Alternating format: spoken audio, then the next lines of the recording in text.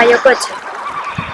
I era un poblat molt verd, amb flors de totes les mides, on la gent, sent molt treballadora, guardava tot tipus d'aliments i begudes. Un matí, el rei dels homes peixos, veient aquell lloc, li va agradar tant que sense esperar, prenent la forma d'un home, el va visitar.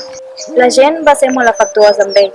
L'endemà, venint amb més homes peixos, van jugar amb els daus de fusta, van menjar i van beure.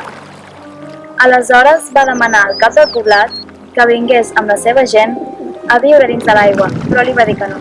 Aquella nit, els amics de l'aigua, organitzant una gran festa, van portar serps, flautistes i tortugues van tocar les seves closques. Això al cap del poble li va semblar molt estrany, que partint un coco va veure a l'aigua com una gran onada cobria el seu poble. Inquiet, va aprofitar que els homes peixos estaven borratxos per demanar als seus que els seguissin a un lloc llunyà. De sobte, una gran serp, aixecant una gran onada, va cobrir el poble. Es van posar tristos, però al cap els va animar. Més endavant, van prendre terres bones, millors de les que havien deixat.